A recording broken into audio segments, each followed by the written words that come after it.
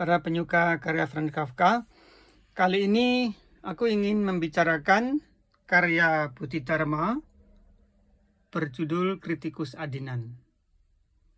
Banyak orang mengatakan bahwa karya ini banyak diilhami atau dipengaruhi dari novel Proses karya Franz Kafka, atau dalam bahasa Jermannya Der Prozess, dan aku menerjemahkan ke dalam bahasa Indonesia menjadi Proses. Kritikus Adinan, Bodhidharma, ini rasa Kafka. Bodhidharma menulis kumpulan cerita ini seperti pada karya lain, Orang-orang Bloomington. Tokoh-tokohnya selalu berwatak aneh dan konyol, seperti orang sakit jiwa. Tapi Kritikus Adinan, sejak dari awal diceritakan kedatangan seorang tamu, ditekankan oleh Bodhidharma bahwa yang menarik kedatangan tamu itu pada cara tamu itu masuk pekarangan dengan membunyikan bel sepeda berkali-kali. Dari narasi membunyikan bel ini, orang bisa jadi teringat pada novel The Trial atau Proses karya Franz Kafka, di mana Joseph K. di saat bangun tidur karena lapar menunggu sarapan paginya, maka ia membunyikan bel. Ya, membunyikan bel. Cuman kepentingan Kafka karena ingin makan. Kafka tidak menuliskan secara detail deskripsi tentang bagaimana membunyikan bel itu. Sementara Bodhidharma menekankan deskripsi bahwa kedatangan tamu itu tak ada yang menarik dari ujung rambut sampai sandalnya. Yang dianggap menarik yakni cara tamu itu memasuki pekarangan dengan membunyikan bel sepeda berkali-kali, bahkan tidak mau turun. Kafka menuliskan deskripsi tentang kamar tokoh Fräulein Bürsner yang diacak-acak petugas pengadilan. Ketika Joseph K. hendak menjelaskan secara kronologis, Fräulein Bürsner menolak, mengatakan, "Aku tak memerlukan pengantar." Nah, inilah bedanya. Bodhidharma memakai pengantar. Tidak ada yang menarik pada tamu itu kecuali caranya bertamu. Tentu saja itu pilihan pengarang ya. Tamu itu menunjukkan keanehan lagi, yakni tak mau turun dari atas sepeda sambil mengeluarkan surat perintah dari pengadilan dari belakang baju dadanya. Semakin tampak sudah aroma Kafka muncul, karena Joseph K. juga didatangi oleh pegawai pengadilan di apartemennya. Kritikus Adinan tak percaya kalau surat perintah dari pengadilan itu asli. Terjadilah dialog alot saling mengeklaim keaslian surat tugas itu. Bodhidharma lihe menangkap gestur sang pembawa surat yang lama dipandangi oleh Kritikus Adinan. Sebab pada novel Prosesnya Kafka, setiap tokoh hampir dipastikan sedang bermain drama. Deskripsi Kafka tentang Joseph K.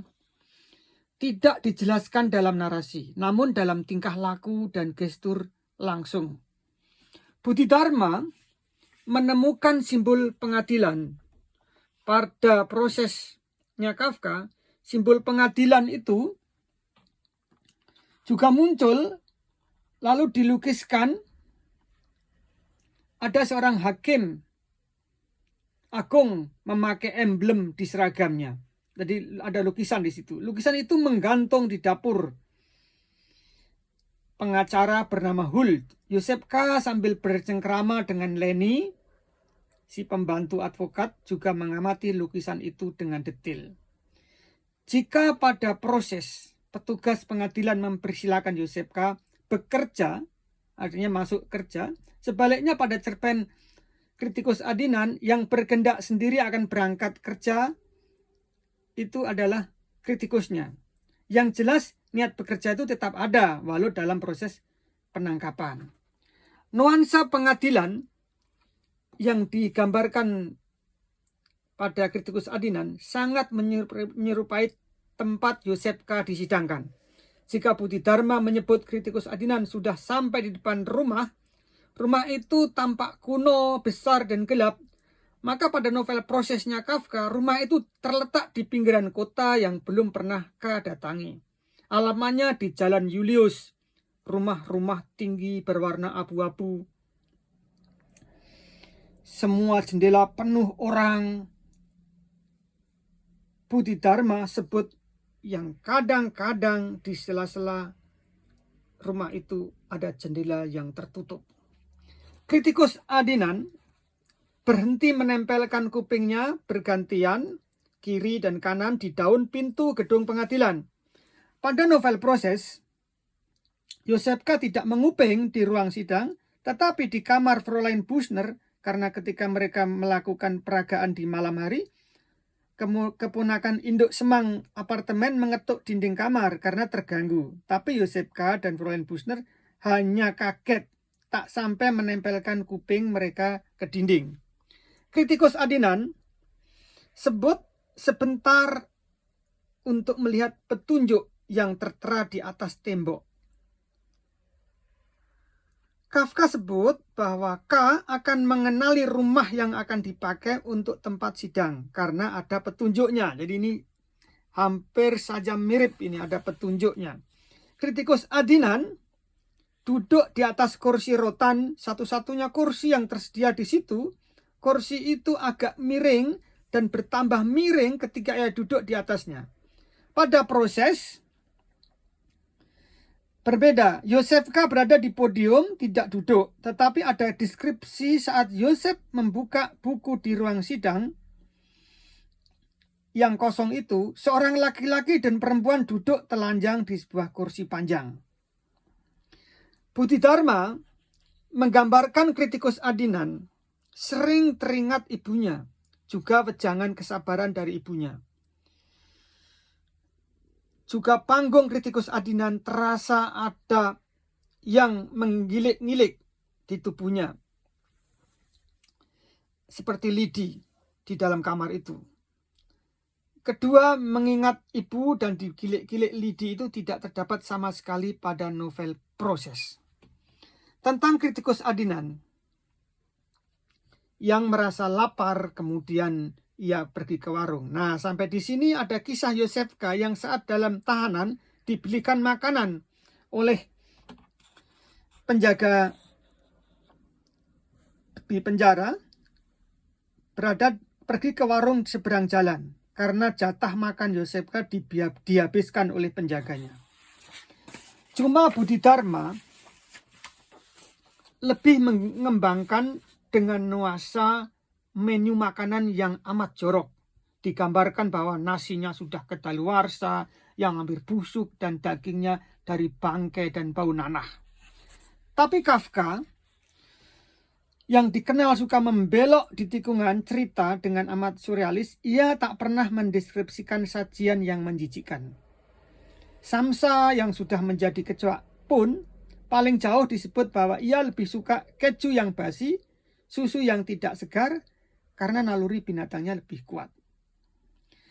Kesamaan lain, kritikus Adinan dan Yosefka sama-sama terlambat datang. Di ruang sidang, bedanya Yosefka berargumen, meskipun terlambat, toh akhirnya sudah tiba. Sedangkan kritikus Adinan menjawab sebenarnya sudah datang 1 jam sebelumnya. Cuma belum masuk ruangan karena perutnya berbunyi. Suasana di sidang yang dibangun Bodhidharma juga mirip dengan novel proses karya Kafka.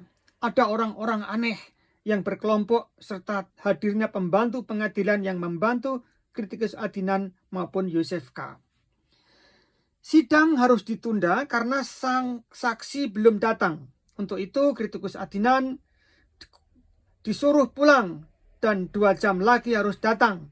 Sedang Yosefka ditunda, bukan karena tak ada saksi, tapi pledoyer Yosefka sendiri yang ketus dan berani. Ia tinggalkan sendiri sidang yang aneh itu. Barangkali Bodhidharma memotret kritikus Adinan dari sosok Kafka yang sesungguhnya. Sebab Gustav Janosch, sahabat Kafka, menuliskan dalam bukunya Percakapan dengan Kafka, mengatakan memang Kafka lebih digambarkan sebagai orang yang mengalah, tidak mau rame-rame dan tidak seberani sosok Josef K. Artinya tokoh protagonisnya novel Proses ini lebih berani si Josef K ini daripada Kafka yang sebenarnya. Latar yang dibangun Budi Dharma sepertinya berada di Indonesia, karena digambarkan di bawah terik matahari dan suara cecak sering diceritakan sebagai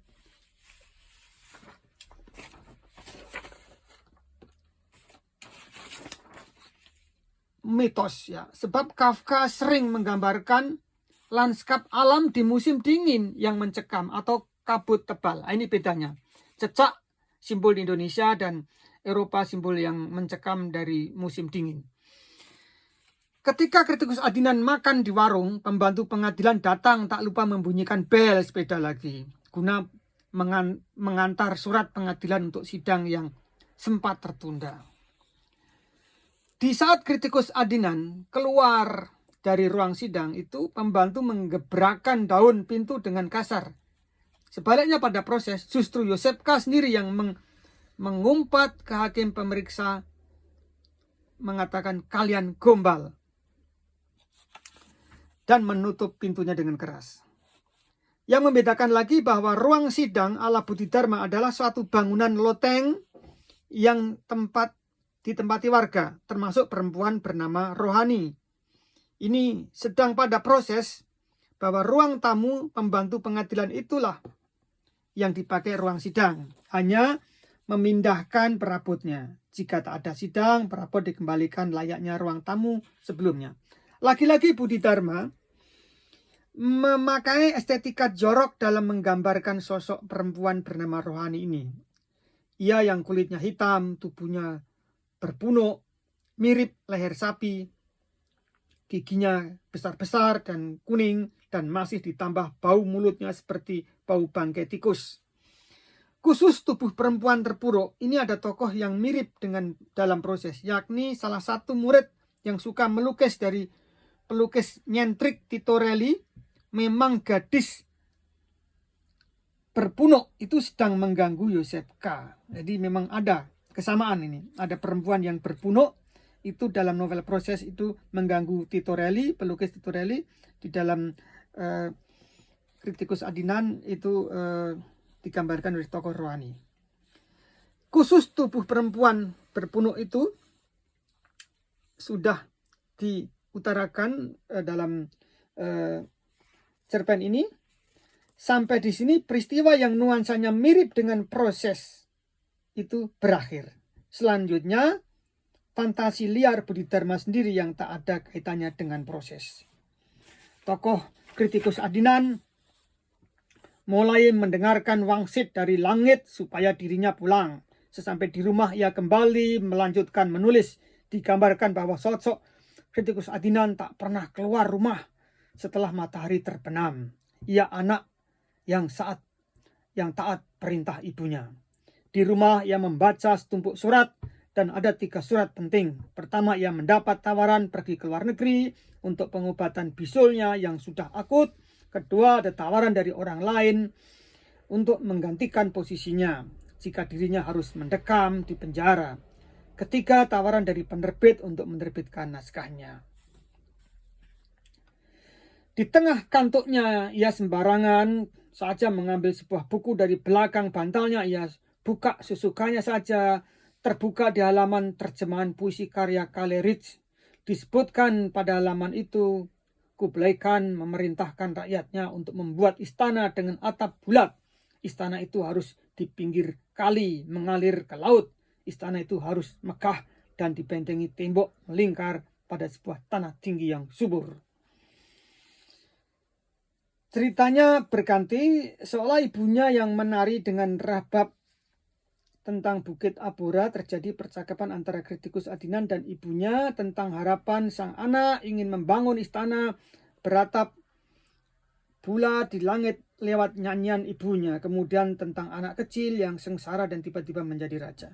Cerpen berjudul Kritikus Adinan ini ditutup dengan datangnya seorang pemilik penerbitan, seorang laki-laki berpakaian necis.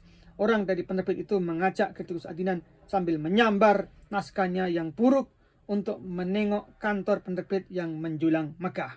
Terima kasih.